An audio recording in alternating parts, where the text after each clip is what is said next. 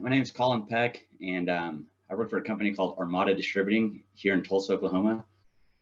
We are spirit, wine, beer, and non-alc distributors to liquor stores, chains, Costco, Reese's, on-premise, which is bars and restaurants. We distribute across the state.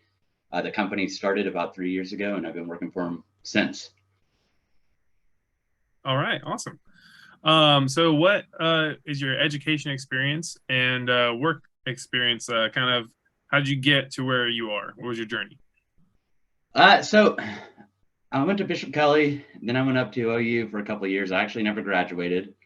Then I came back to Tulsa. I started doing property management with 25 residential properties that I helped manage and rebuild and contract and do all that. I ended up going up to Hilton Head and living there for 3 summers and doing vacation rentals and remodeling those and contracting those in Hilton Head, Charleston, and Myrtle Beach.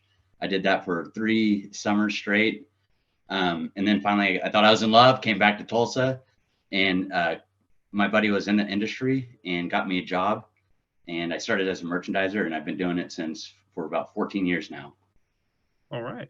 It's pretty interesting. So it's fun because I talked to you and I've talked to Chris, and both of you did the same kind of path, right? Where you had done your education, didn't necessarily get your degree, but you are pretty successful in where you are now.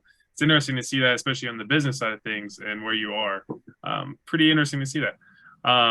So what do you think is your leadership style? Like, how do you effectively get the most out of your employees and things like that? Well, I guess maybe I started managing people maybe about 6 years ago, and I started with a team of 40. And what I kind of went through the basics and whatever I thought was how to manage people and what I've seen and the people have managed me and all those kind of things. But I didn't really see that working. And then I started kind of reflecting on what worked best for me and how I really performed the best, and a manager was able to get the most out of me. Mhm. And really what I've noticed a common trait from people that I mentors or people I look up to, it doesn't even have to be this industry, it can be anywhere really, is compassion and empathy. I think if you start with empathy first and create a culture for your employee where they feel safe and wanted, they will always perform at the best that they can. They'll be honest and they'll always do the best that they can because they feel grounded. I think that is the most important part, is to create something like that, culture and empathy. And then and then everything else kind of falls into place when it comes to the black and white stuff. All right. Yeah, I mean that makes sense to me too. And it's interesting. It's like this is definitely the type where it comes naturally to you, and you treat people like they're people. You know, we all are No, trying to work yeah, together.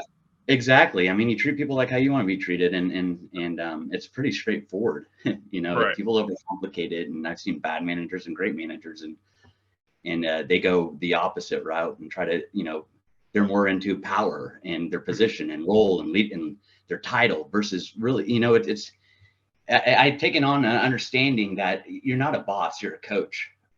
Honestly, Yeah. I treat them all as counterparts. We're all on the same team, regardless what grade level it might be or the title. That doesn't really mean anything to me, because I lean on them just as much as they lean on me. We just are just doing 2 different things, Mhm. trying to accomplish the same goal.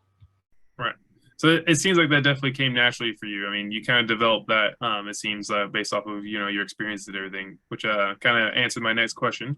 So perfect. I'll move on. So, how do you think your industry and your work environment affected the way you manage, for instance?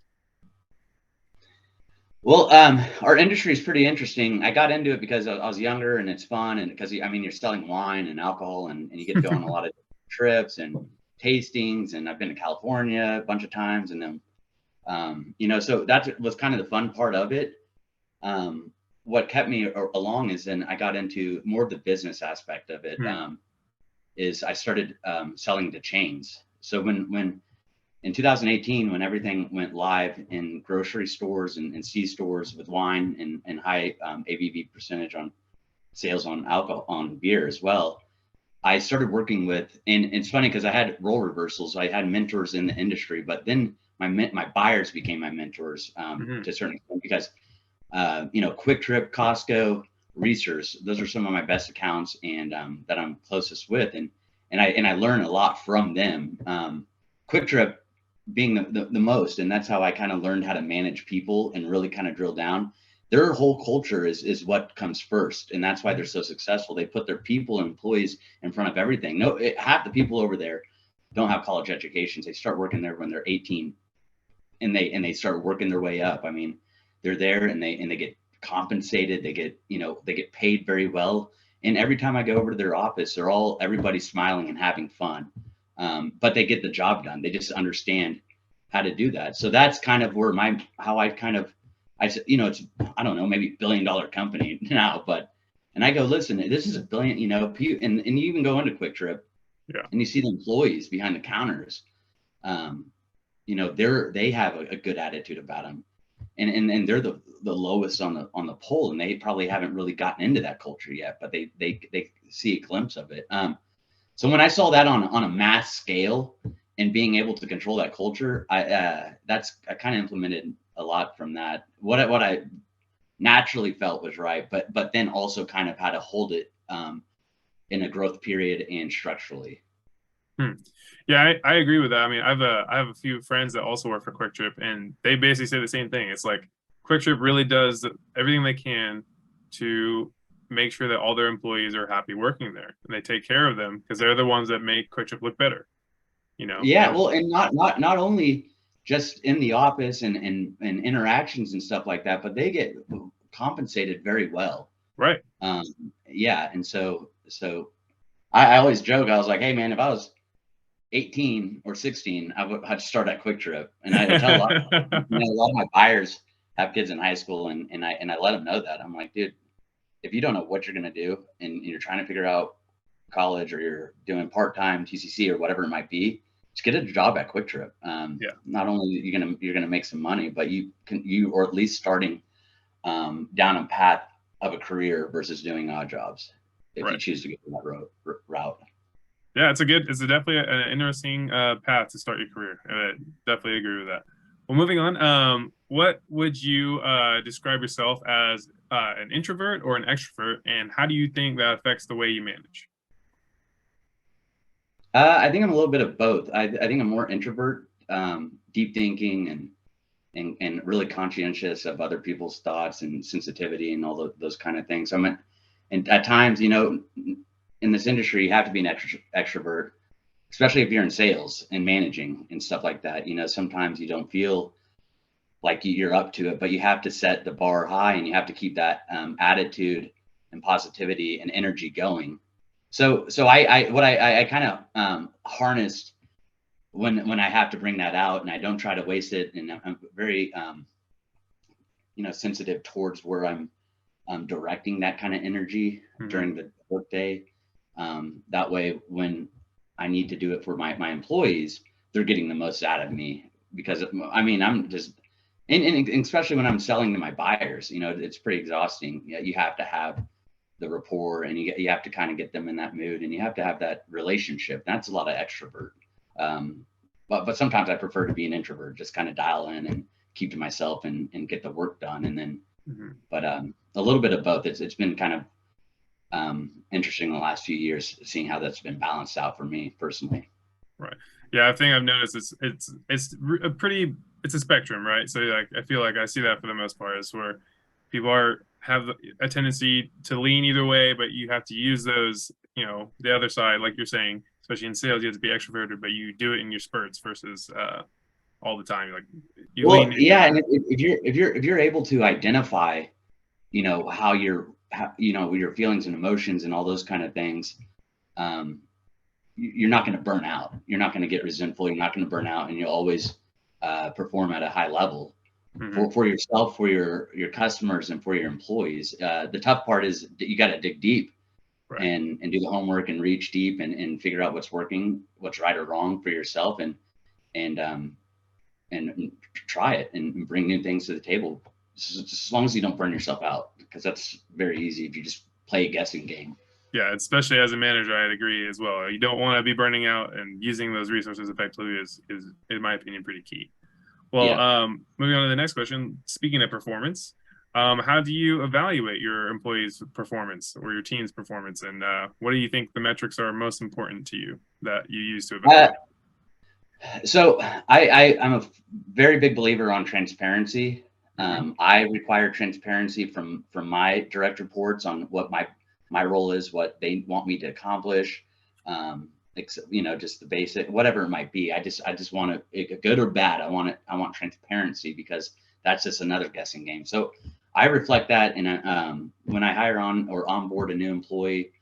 Um, we start off at the very bat, and I go through their role, their title, their expectations, my expectations, and then performance. And so right off the bat, they know exactly what they're supposed to do. And then after about and then I have a area managing team that works directly with the reps, and I work that way. I'm not having like a funnel of people reporting to me, Hmm. but I work directly. I have the area managers work directly with me, and who are very highly trained and understand my goals, and their goals are the same as well, and they work with them to keep that transparency high. But then every 90 days, 120 days, we'll do a performance review just to make sure that they're staying on track. And in that spot, it's not what their current performance is, and hopefully that they're doing well, or we need to focus on areas that they need help on, and whatever it could be, them or us. We have to identify any kind of issues. If there is, hopefully there's not. But I also use that opportunity to discuss what their goals are, their career plans, because ultimately I want people to always move on, keep on moving, and grow and be successful. And if you have a good employee, you can hang on to them for so long, and they will move on. But you'll just get in, you'll start attracting that kind of quality. So I do assessments and reviews every 90, 20, 120. And also it's a bonus structure, and a way to keep them motivated and encouraged, and touching base, from just the day-to-day stuff is kind of Hmm. blended in a gray area. So that's interesting that you have a 120-day or a 90-day review period. That's actually pretty high frequency, which I think is key. We've been discussing in class as well that having a higher frequency is beneficial for really promoting more growth and continuity with your team. And it's exciting that you are adhering to that type of performance review structure. I Well, haven't. yeah. If you do yearly, it's just you're going through some kind of protocol kind of thing. And I've been on both. I've done the yearly ones at a company before, and it was just going through the motions. I never got Mhm. anything out of it. They were just checking off a box that was required for them to do for the company. And it wasn't anything really. It wasn't really, they didn't care about my growth, and they didn't care about my performance. They just needed to go through the motions. And I think that for them doing it that way, they weren't going to get the return that they needed. Um, but if you're doing it 90, 120, you're able to hyper focus on any issues, but you're also staying very connected to the employee and what their goals are. Wow. I mean, yeah, I mean that makes so much sense to me as well. And you also answered a few of my questions by your response as well, so that works out great. Well, let's see. What have you been your biggest challenges that you face as a manager? Anything that you've had to overcome, or has it been? Oh, I don't, I mean, Uh, it's, what I think when I was managing about 40 people, the biggest challenge was trying to get everybody on the same page, and mhm. showing in time management. I had a role to do, but also managing all these people, and just time management, being able to implement my beliefs, but still be able to perform personally in my role, not as selling and managing and all those kind of different avenues. But I'd say time management has been a very big challenge. And also, like we just discussed a couple minutes ago, the introvert extrovert, knowing how Mhm. and identifying what when I can give my energy towards them, and how they need it, and they're able to receive it 100%. I feel like it's, you kind of chip away at managing. You start Mhm. off kind of just at the basics, but then you start honing in, and there's different levels, and you start hyper focusing the further you get. And when you're able to, I feel like I've gotten pretty deep into it, the empathy and culture and introvert extrovert.